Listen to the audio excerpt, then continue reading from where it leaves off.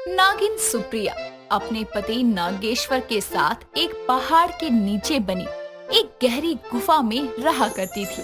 नागिन सुप्रिया एक इच्छाधारी नागिन थी। नागेश्वर अपनी तपस्या के लिए गुफा से बाहर गया हुआ था, जिसके कारण सुप्रिया गुफा में अकेली थी। और एक दिन वो अपने इंसानी रूप में गुफा में ही ध्यान लगाकर गहरी तपस्या में बैठी होती है और शिव का ध्यान करती है। कुछ दिन बाद वहाँ पहाड़ी पर कुछ फॉरेनर्स घूमने आते हैं और घूमते घूमते उस गुफा तक आ जाते हैं और देखते हैं कि एक सुंदर सी लड़की आंखें बंद करके आराधना कर रही है। ये देखकर उनमें से एक कैलाश नाम का लड़का नागिन के पास जाकर बोलता है, अरे सुनिए जरा, अब अकेली इस गुफा में क्या कर रही हैं? नागिन अपनी आंखें खोलती है और उसे क्रोधित होकर बोलती है, दुष्ट कहीं के, तुमने मेरी तपस्या भंग कर दी। हो कौन तुम और इस गुफा में क्यों आए हो?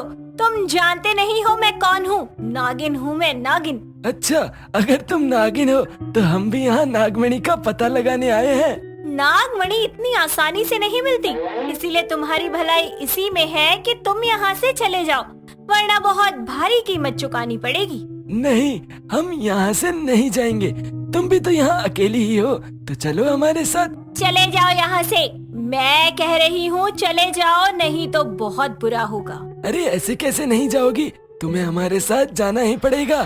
नागिन के साथ वो लड़के बदतमीजी करने लगते हैं, जिसके कारण नागिन गुस्से में अपना रूप बदलकर अपने नागिन रूप में आती है और ये देखकर सभी लड़के डर के मारे भाग जाते हैं।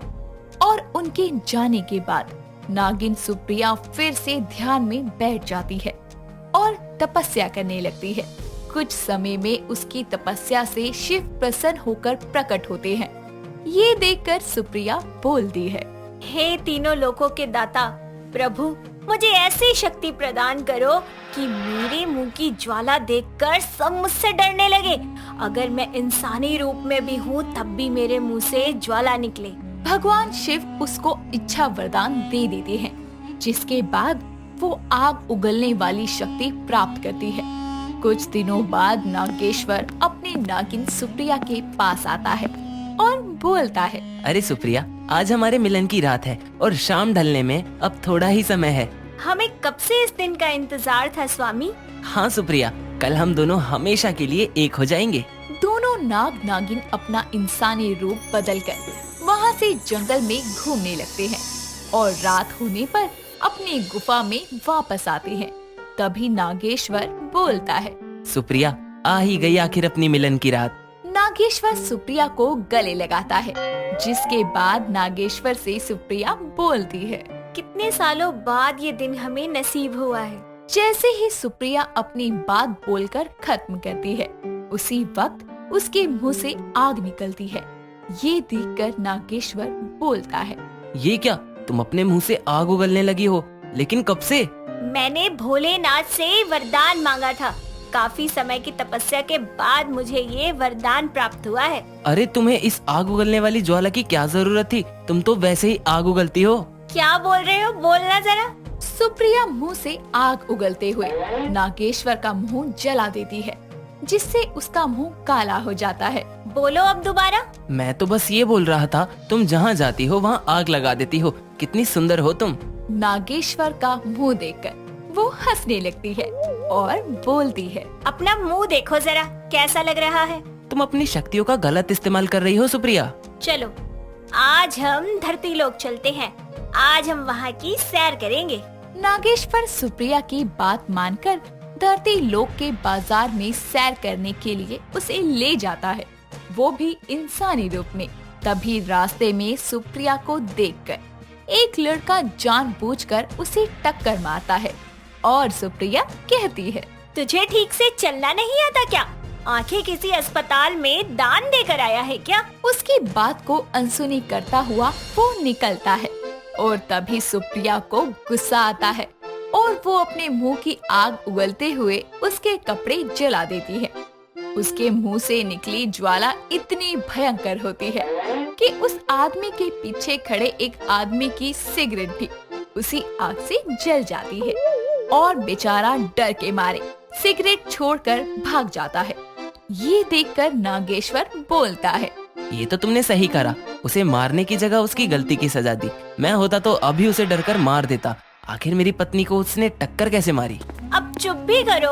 और हाँ, मुझे शिव की पूजा के लिए कुछ फूल लेने हैं। नाग नागिन माली के खेत में फूल तोड़ने जाते हैं और नागिन खेतों में से फूल तोड़ने लगती है।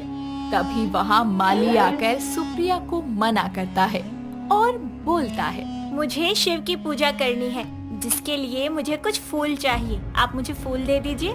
माली एक बार फिर मना कर देता है और नागिन क्रोधित होकर बोलती है, जिस भगवान ने तुम्हें रहने के लिए जगह दी, खाने के लिए अन्न दिया, उस भगवान के लिए तुम फूल देने से मना कर रहे हो?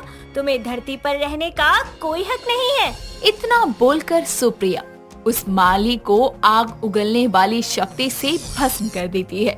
जिसके बाद अगली सुबह होते ही दोनों यानी सुप्रिया और नागेश्वर नागलोक में चले जाते हैं और वहाँ अपने असली रूप को धारण करते हैं।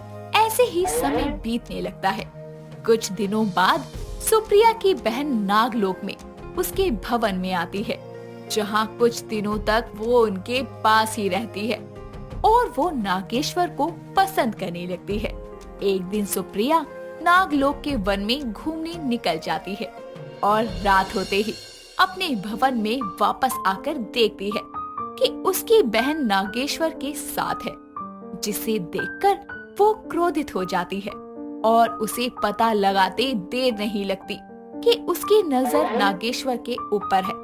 पर नागेश्वर तो सिर्फ अपनी पत्नी सुप्रिया को ही चाहता था, लेकिन अपनी बहन की ये हरकत देखकर सुप्रिया को बहुत क्रोध आता है और वो अपनी बहन के ऊपर आग उगल देती है, जिससे उसका चेहरा जलकर काला हो जाता है और वो बोलती है, जा अब इस काले से मुंह से पटा मेरे पति को। सुप्रिया की बहन वहाँ से भाग जाती है। ऐसे ही कुछ दिन बाद नागलोक के बागानों में कुछ नाग कन्याएं सुप्रिया का मजाक बनाते हुए बोलती है, वैसे तुम्हें इस शक्ति की क्या आवश्यकता थी सुप्रिया? तुम तो अपनी वाणी से ही आग उगलती हो। ये मुझे क्रोध क्यों दिला रही है? जैसे मैंने अपनी बहन का हाल किया था, कहीं इनका न कर दूं। ओह, लगता है शक्तियाँ काम नहीं कर रही सुप्रिया की। क्यों, सही कहा ना मैंने? मुझे क्रोध दिलाने पर मजबूर कर रही है ये। बोलो बोलो, क्या हुआ सुप्रिया? चुप क्यों हो? तुम्हारी शक्तियाँ काम नहीं कर रही थी जो तुमने आग उगलने का वरदान और मांग लिया। सुप्रिया जैसे ही गुस्से से अपनी आंखें लाल करके मुंह से आग की ज्वाला निकालने ही वाली होती है, वैसे ही नागेश्वर आकर उसके मुंह पर हाथ रख देता है और बोलता है, अपने गुस्से को शांत करो सुप्रिया, क्रोध में तुम नुकसान ही कर रही हो। कितने लोगों को मारोगी और आज तो तुम एक नाग कन्या को भस्म करने वाली हो। नहीं, मैं ये नहीं होने दूंगा। जैसे ही नागेश्वर सुप्रिया के मुंह से हाथ हटाता है, वैसे ही वो अपने क्रोध को शांत करने के लिए सुप्रिया अपने मुंह से अग्नि जमीन पर उगल देती है। लेकिन इस वजह से वहाँ खड़े नाग कन्या की पूंछ में आग लग जाती है, जिसके बाद सारी नाग कन्याएं डरकर भाग जाती है। सारी नाग कन्या नागलोक के नागराज के पास जाती हैं और वहाँ जाकर सुप्रिया के बारे में बताती हुई बोलती है, नागराज जी, सुप्रिया अपनी शक्तियों का गलत प्रयोग कर रही है। कभी लोगों को जलाकर भस्म कर रही है तो कभी किसी का मुंह जला रही है, और आज तो उसने मुझे ही जलाने की कोशिश की। देखो नागराज, मेरी पूंछ।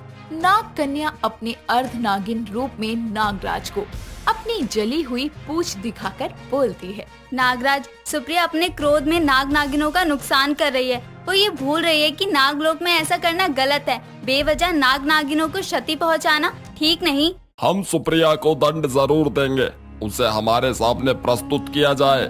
नाग कन्याएं नागलोक में जाकर सुप्रिया को नागराज का संदेश देती हैं और सुप्रिया उसी समय नागराज के पास आती है और हाथ जोड़कर नागराज के सामने खड़ी हो जाती है।